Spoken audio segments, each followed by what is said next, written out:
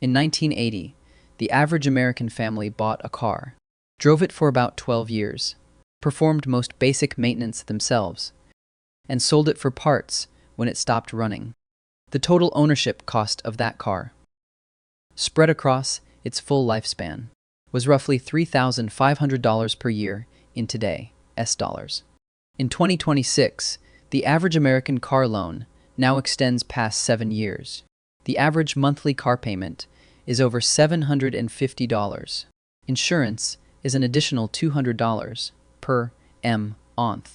Manufacturer-authorized maintenance is increasingly required to keep the warranty, and new features are progressively being locked behind monthly subscriptions, including heated seats, remote start, and even certain horsepower levels.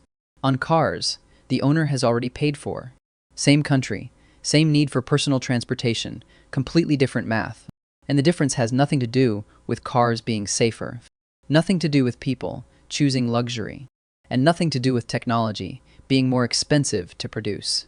It has everything to do with a structural redesign of what it actually means to own a car. A redesign that turned a one-time purchase into a lifelong subscription. A redesign nobody officially announced, and almost nobody has explained clearly until now. The popular story about car ownership is that modern cars are more expensive because they are more advanced. We have airbags, lane assist, cameras, infotainment screens, and that technology has to cost something. And in a narrow sense, that story is true. But it does not explain why basic repair has become impossible. Why dealers charge $200 to change a battery. Why a windshield with a camera in it costs $2,500. Or why a Tesla can be remotely disabled if the original owner sells it to someone the company does not like. The reason is that the auto industry stopped seeing cars as products that they sell to customers. It started seeing them as platforms that they use to extract recurring revenue from drivers who think they are owners. And once you understand that shift, you will never look at a car payment the same way again.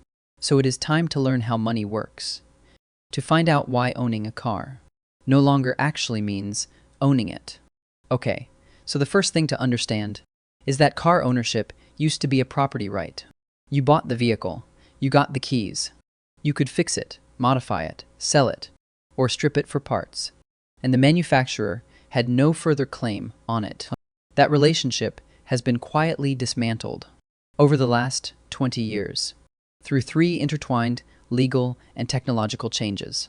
The first is repairability. Modern cars are increasingly designed so that ordinary mechanics cannot service them. Diagnostic codes are proprietary. Replacement parts must be coded to the specific vehicle, using software only the dealer has access to. A battery replacement that was a 20-minute job in 1990 is now a multi-hour procedure that often requires returning the car to the dealership. This is not because batteries got more complicated. It is because the industry realized that controlling repair was more profitable than selling cars. The average American driver now spends roughly $1,200 per year on dealer-authorized maintenance. That did not exist as a category in 1980, which brings us to problem number 2. For most of the 20th century, a car loan was a tool to spread the cost of a purchase. You borrowed money to buy a car you would eventually own, and the loan was paid off long before the car wore out. Today, the average new car loan is 72 to 84 months long. The average American car is now financed for so long that the loan often outlasts the warranty, and sometimes outlasts the car itself. Negative equity on auto loans has reached record levels. Roughly 1 in 4 American car buyers now trades in a car worth less than what they still owe on it, rolls that debt into a new loan, and starts the cycle again on a more expensive vehicle. The financial industry has made car ownership into a perpetual debt machine, where the buyer never actually finishes paying. You are no longer purchasing transportation. You are renting access to it, under a structure that resembles a mortgage, on an asset that loses value every day you own it. And this brings us to the third problem, which is the one that closes the trap completely. Modern cars are no longer mechanical products. They are software products that happen to have wheels, and the manufacturer retains permanent control over the software running in the vehicle you supposedly own. This means features can be added, removed, or restricted remotely at any time during the car's life, without the owner's consent. BMW famously experimented with charging owners a monthly subscription for heated seats on cars that already had the heating hardware installed. Mercedes locked higher acceleration behind a subscription on cars with engines fully capable of that performance. Tesla has remotely disabled features on used cars that change ownership, forcing the new owner to repurchase capabilities that the previous owner already paid for. None of this would be legal in a traditional ownership relationship. The legal framework that allowed this was hidden inside the end-user license agreements that nobody reads when they buy a car, and that car buyers historically were not asked to sign. You did not buy a car. You licensed the right to use one. Now here is the part nobody at any major manufacturer really wants to say out loud. The transition from product to platform was not driven by consumer demand.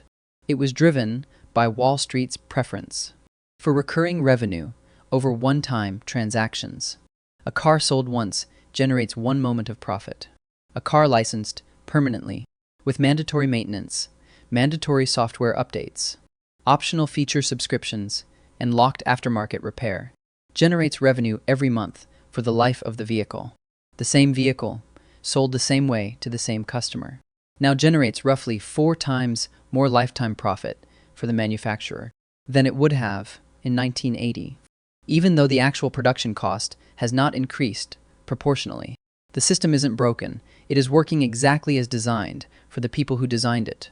The fact that it transferred ownership from drivers to the corporations that build their vehicles is not a bug.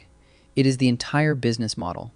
So when someone tells you that cars are just more expensive now, they are not lying, exactly, but they are not describing the full transformation. What got more expensive is not the car. What got more expensive is the relationship that the manufacturer now permanently maintains with every vehicle they ever produced. The harder you work to own your car, the more clearly you discover that you don't, and that no one in the industry intends for you to. That is not a personal failing. That is the math of an industry that was redesigned to convert one-time buyers into lifelong subscribers.